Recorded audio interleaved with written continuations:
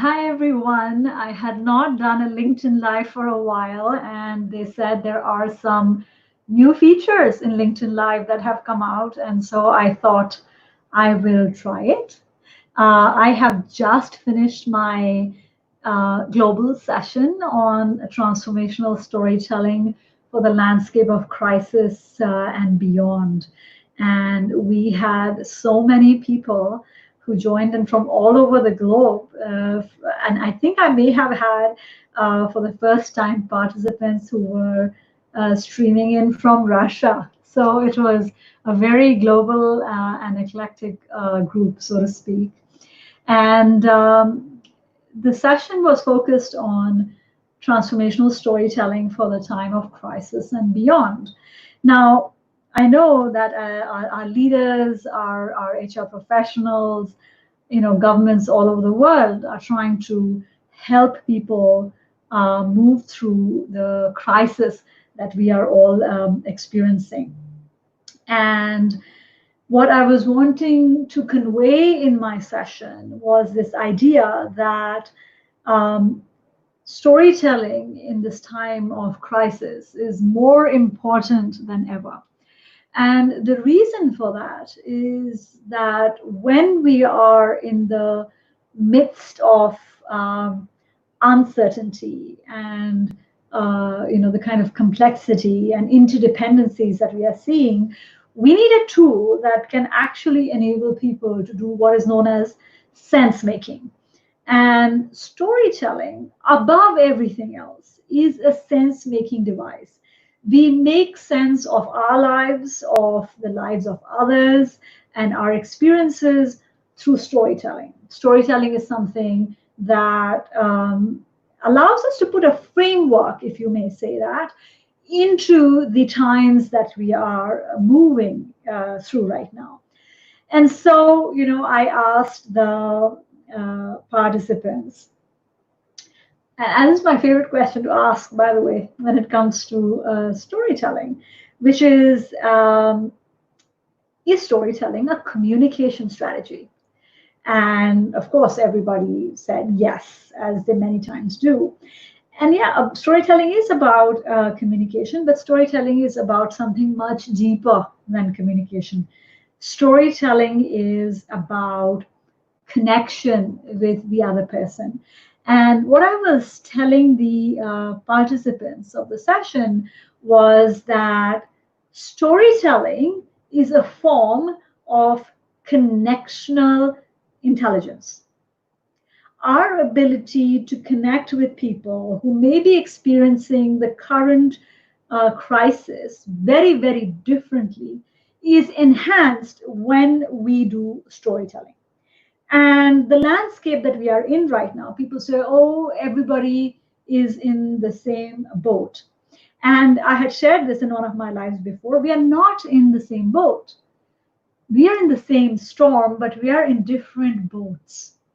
And that reality has got to be acknowledged. And all the principles of inclusion and diversity are really coming to life in this pandemic. Are we as leaders, are we as HR professionals in a position to acknowledge and address the multiple storylines that are unfolding right now as we are moving through the pandemic?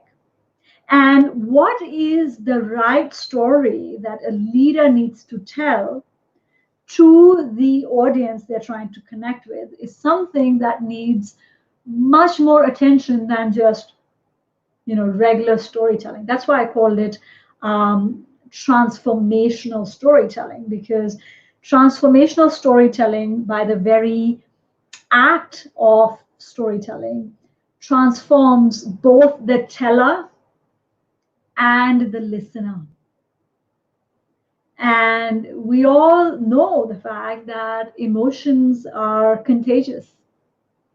And so, what is that emotion that leaders are bringing to the table right now? Leaders, whether of the organization or leaders of a division or leaders of,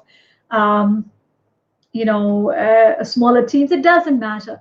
If you are in a leadership role, what is the emotion that you are conveying that can be contagious? It's that famous saying that is, attitudes are contagious, is yours worth catching, right?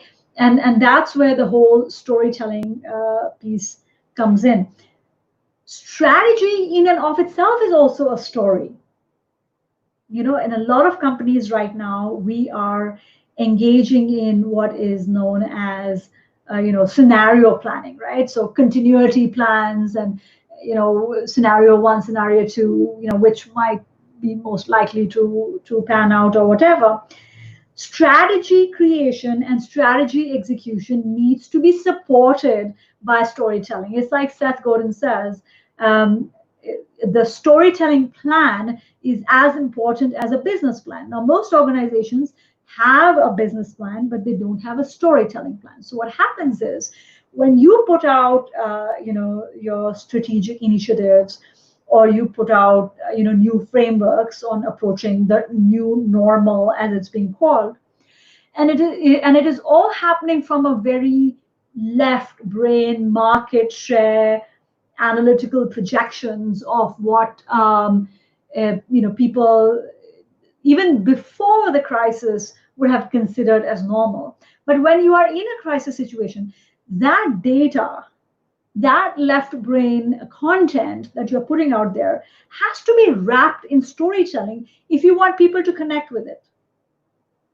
So, of course, if you don't want people to connect with your agenda, and you don't want people to get behind your vision, and you don't want people to feel a sense of personal ownership, then please don't do storytelling, because then you're wasting your time.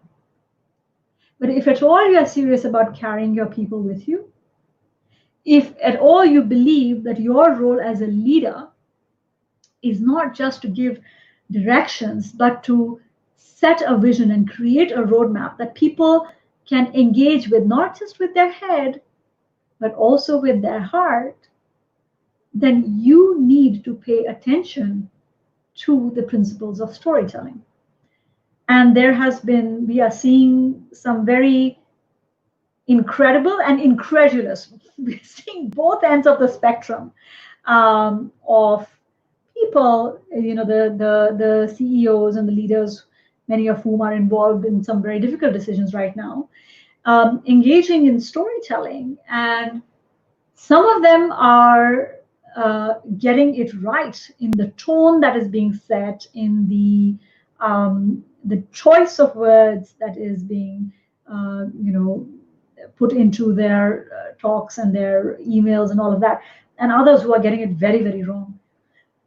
But I guess I just want to end this live by saying that the stories that are getting created in organizations right now will be remembered for a very long time to come. Because these are the times that really define what the leadership and culture of the company is all about.